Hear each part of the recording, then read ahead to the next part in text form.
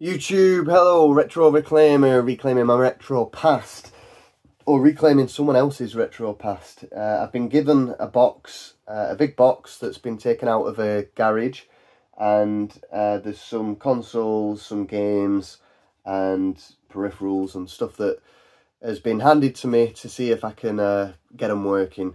So the first console that we'll look at, depending on how long this all takes, I might do it in separate videos or as a one-er. So I'll just show you the first console, which is a PS1, and you'll be able to tell that it's been sort of kept in storage. It's got dust and grime on it. This is SCPH7502. I'll show you the back because that's where you can recognise what type of model it is. And it's in really good condition. Obviously, yeah, it's dusty, but there's no yellowing. I'm probably going to take this apart and clean it up for him, and then obviously we'll make sure it's working first. But yeah, there's no yellowing, a lack of scratches and substantial damage. It just needs a bit of TLC and it'll be a very, very nice PlayStation. Yeah, I think these belong to his wife. So he's a friend from work, and he's not long moved houses, and I think he's been sorting his garage out. He's come across this stuff and he's tested it. He's got, I think he's plugged it into one of the TVs and couldn't get it working, or he had audio but no video, which I believe may be due to this cable here. So it's third party, I believe, because there's no PlayStation logos on it, but it's a SCART lead, and you can see there's two different wires coming off.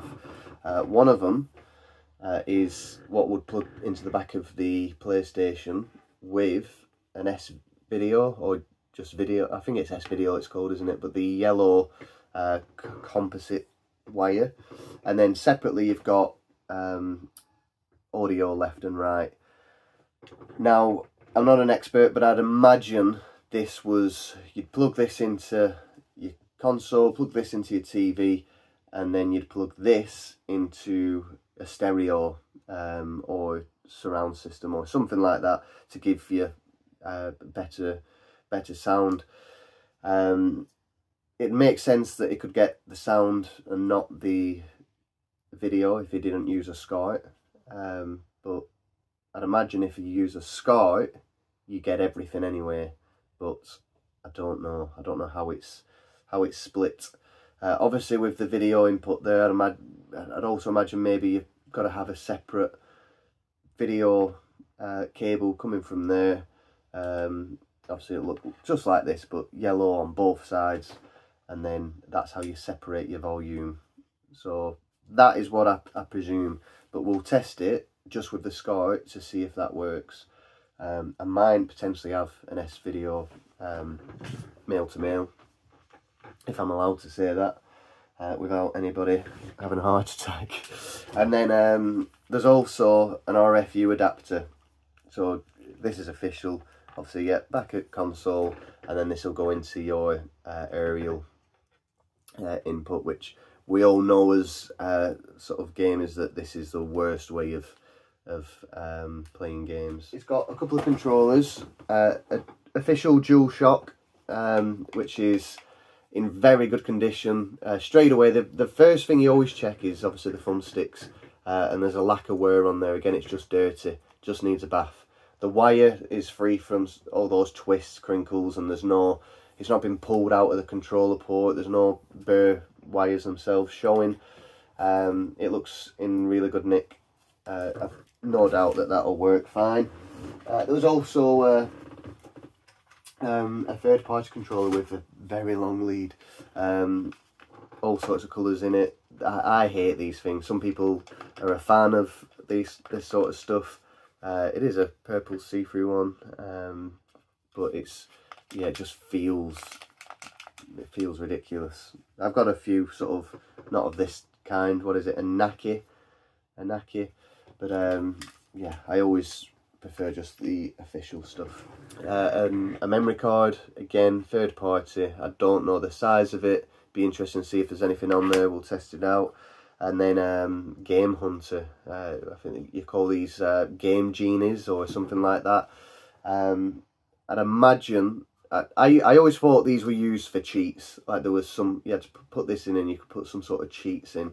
I don't know how they work exactly. That looks like it hooks up to a PC, but obviously you plug this into the back of the machine. Now there's quite a number of games that are from Knockoff Nigel's shop. Crash Team Racing, Dukes of Hazzard. There's some sleeves with some more. I'll not show you all those. So obviously I'm guessing it's a chipped console, and maybe this allows you to play the chip games. With the exception of this, they're all box complete. This is Hercules, very good game. Unfortunately there's no game inside. I think there was a booklet. Yeah, there is a booklet, but unfortunately no game. I've checked the console, it's not in there. I'm going to go through the sleeves. Maybe we'll find it amongst some of those. Yeah, £20 each. No, £20 this game potentially cost back in the day, which I imagine it's a bit cheaper than that now. Most of these there's no real sort of gems, so to speak. There's no massive value. Spyro the Dragon, absolutely incredible game. I love it. Bit of damage to the case. Again, could do with a bit of a clean. Crash Bandicoot 2. And what's nice is obviously it's platinum, but everything inside is platinum. The disc and the manual it's as well. FIFA 99. I'm sure everybody's got a lot of memories playing this back in the day. Dennis Bergkamp on front, I think. I'm pretty sure it is, yeah. Again, box complete. Case is a bit bust, which is a shame. And then Mickey's Adventure. Mickey's Wild Adventure, which is platinum, and I've got myself actually. Yeah, Mickey's Wild Adventure. Yeah, I've got it myself, but I've never actually got around to playing it. And then finally, probably the best of the bunch is Bugs Bunny and Taz Time Busters. I say best in the bunch. I've never played it, so how would I know? But it's more in terms of sort of value. One thing I thought I'd check for him is if there's anything worth anything. I think this is a £15 game at the moment, which isn't valuable, but if he was looking at selling this stuff, it's just an idea of what it could make. Obviously the console cleaned up would make the most, but I think his intentions are to keep it. He just wants it up and running. And obviously I'm more than happy to go through this and just have a look at stuff, because I find it interesting, especially when we come to sort of this stuff. So we've got all the instruction manuals for the console here. There's 3 big pieces in different languages. Obviously English is the one I'd imagine most of us would go for. SCP-87502. SCP-87502, yeah, so it matches the console. So I'd imagine all this is sort of original. Sadly there's no box. It came in this, which, I mean, correct me if I'm wrong, but I don't believe that's an original PlayStation 1 box. And something that's cool, so I always love looking through old sort of, like, it's the artwork and old leaflets and stuff. So there's something here there's just sort of slips for a postcard or something. But then when I had a look, there's this booklet here, which is a free demo disc, and there's a free demo disc that comes with this console, but there's different countries here on the bottom, and I'd imagine this, I'm pretty sure this is something you'd cut out. So maybe if you was in, where are we, in, oh, this is going to test me, isn't it? What is that flag there? So it says Österreich. I don't know. I should know that. I want to say it's like Holland. Is it? Let's have a look. I don't know. I don't know what it is. Yeah, I'll just go with Holland, but yeah, I'm probably wrong. I don't know. So if you're from this country, you'll fill this out. This is to sort of seal it, I guess. This is used, there's obviously instructions on there to yeah, the way you fold it and turn it into a postcard, because on the back it's very postcardy looking, so you'll fold it in half. They're just sticky pads. Send that in the post and then you'll get a free demo disc sent back to you. I can't imagine it would work now. Yeah, but cool. All those postcards are very different as well, by the way, which is it's interesting stuff. Not to anyone else, I'm sure my friend who owns this isn't interested in the slightest. So this is very good. Demo 1, and it's never been taken out, never been used, never been opened. Playable demos: Gran Turismo, Tekken 3, Medieval, Cooler World, and then there's videos for Metal Gear Solid, Spice World, Spyro the Dragon, and Crash Bandicoot 3. Yeah, that's something really cool. Something that's, since it was boxed, this demo has been kept inside this sleeve and it's never been used, which is interesting. So we'll put that back. I didn't show the power cable, but there's nothing wrong with that, that's all fine. What we'll do is I'll get it plugged into the TV and we'll test it to see if it works. So I'll see you in the snap of a finger. So we're plugged in. We managed to find the Hercules game. It was in one of the pockets with one of the chip games. This is all my stuff. This is the console running, and as you can see, we've gone for that third party. We've not needed those. That's obviously, you could redirect sound somewhere else, but the console works. This game itself is loading up. We have run into an issue though. When I press a button on here, nothing's happening.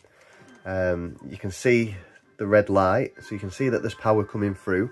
Now, don't quote me exactly, but I believe the way these work, so there's like a wafer thin circuit board just underneath these buttons, and I believe the connection is constant, and you break the connection by pressing a button, and it registers that you've broke the connection in that spot, which then performs the action of the button that you've pressed. Either that or you complete the connection. It's one or the other, but either way the power always goes through, so the power shows that it's going through. But where you make these connections, over time they just degrade, they sort of rot away, and there's plenty of replacement parts that you can get. I should still have a few, but I think the ones I've got are for DualShock 2, so it might be that they don't work on here, but we'll go inside and we'll have a look. But at the moment we're getting no input from anything, which is a shame. So sometimes I believe these start selects, them buttons can work. Oh, there you go. So I think start is working. So start is working. So yeah, so it is that issue with the connection. So you can press these 3 buttons because of the way that they are. I'll show you later on the board, but they show differently on a board. They work differently to the face buttons. So there we go, Hercules. So yeah, what we'll do, we'll try the other controller, and we'll have a look at this and see if we can fix it. Right, after watching the music video, I swapped the controllers round. Couldn't get that controller to work. I plugged this one back in, and the X button works. So I think this controller is working. It might be obviously the dust and the connections in the port, but yeah, we are now working. Let's play this one-handed, which is impossible. But you can see that the controller's working, so it'll just be that the ports need cleaning, that's all. So that's good. Right, so I've plugged in the Game Shark, and yeah, it comes up with this menu when you turn it on. So select cheat code. So yeah, I think basically they have loads of cheats on them. Yeah, I don't really know how it works exactly. I've got a game in there, but it's not doing anything. but I'm sure cheat codes was what it was mainly used for. I don't know if it's got anything to do with playing bootleg games. Right, so we know it's all working. I wasn't going to open it because it doesn't need to. It obviously needs dusting and cleaning, but I wasn't going to open anything because obviously with the bootleg games, I'd imagine that there's some dodgy going-ons in here, which will be a little more fragile than your typical console that's not had any sort of alterations made to it. But I've decided, fuck it, I'm opening it. I'm sure it'll be fine. So I'm going to open it mainly just so I can, obviously with those ports, those controllers weren't working to start with, so it obviously has a build up of dust which we need to get rid of. So yeah, let's. I've got no way of showing you this. So I'm just going to unscrew it and then we'll show you later. I don't have the setup like. I wish I did. I wish I could show you the whole process of unscrewing it, but we're not that kind of channel. We're not that kind of production. So 6 screws with just a standard screwdriver, dead easy, and then we can lift the top off, which enables us to give that a proper clean. And then inside, obviously, you've got your power supply here, the lens for the CD reader, and then you can see all this dust. So notice on this there's quite a bit of rust. I don't see any modifications or anything that stands out that's been sort of tampered with, but obviously I'm no expert on this. Yeah, that might be a bit easier. Obviously the main motherboard is under this piece, which would be easy enough to take off. I just have to unplug a few more bits and pieces, but I'm not going to. If it was mine, I probably would, but like I said, I don't want to risk sort of damaging anything more than anything. So what I'm going to do is use a toothbrush and some air and just clear out as much dust as I can from here, which will hopefully just preserve it a bit longer. And then, yeah, give things sort of a wipe. Right, I've been round it. I've used a toothbrush. Don't worry, I don't brush my teeth with that. Use a toothbrush just to get rid of the main bulk of the dust, and then some cotton buds. You can see all the dirt that sort of comes off it, with IPA, and that's safe to use pretty much everywhere. The lens, I give a quick wipe with IPA, which hopefully should make sure that's all good. And yeah, so it's looking a lot cleaner. Yeah, it's always interesting to look at the power supply, because these capacitors, a lot of the time you'll see that they've, obviously with them being so old, they blow or leak. But yeah, everything's in order, which is good. So what we'll do, we'll clean the top part of the console, and then the IPA works good on this rust as well. It's brought up quite a lot of that, and then we'll put it back together and make sure it's still working, and then we can put it back in a box, and it's ready for to be used. Right, clean the control. I didn't take it apart again, just a bit scared of breaking stuff that's not mine, but I've got in deep with toothbrush, used IPA to clean it all. Console, it's all free of dust, working fine.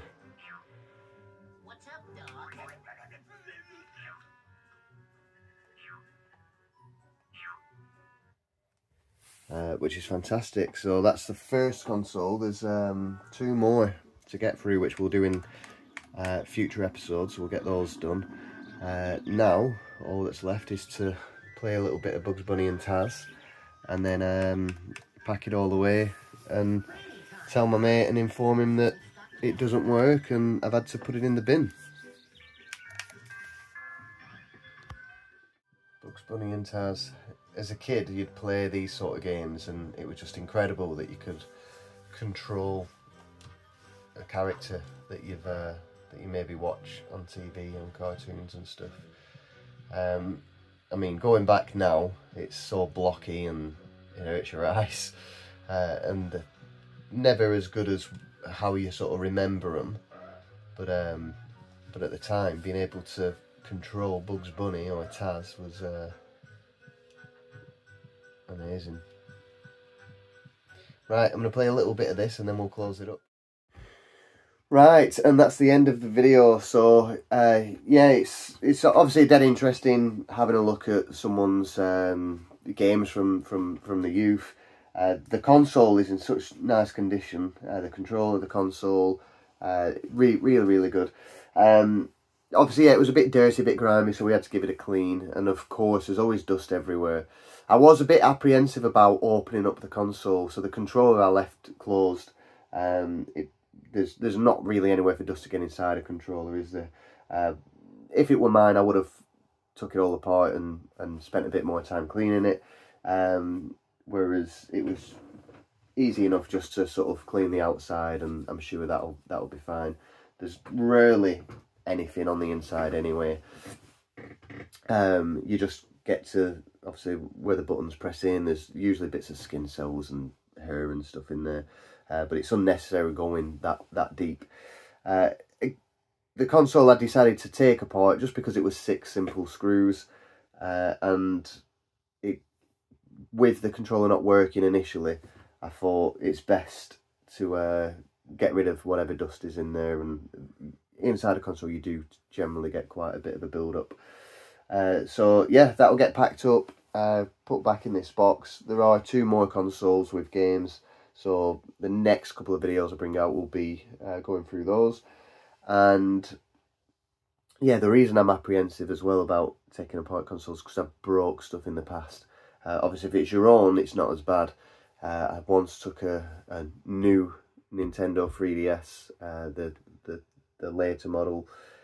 Took that apart to try and fix a screen or replace a screen, and I made things worse to the point where I had to just sort of bin the whole console, which is a shame because they're a couple £100 or so, and I always thought I'd come across another one at some point, but I don't think it's going to happen. And there's a video on that as well, if you sort of go back through my, I don't have it in a playlist or whatever, but I did video myself trying to fix that and fail, and it's embarrassing. So yeah, that's a PS1 handful of games, dead interesting. Hopefully in the next week or 2 we'll have a couple more videos with the other stuff, which is a bit older than the PlayStation 1. So thank you very much for watching, and yeah, we'll see you in future episodes. Retro Reclaimer reclaiming his retro past. See you later.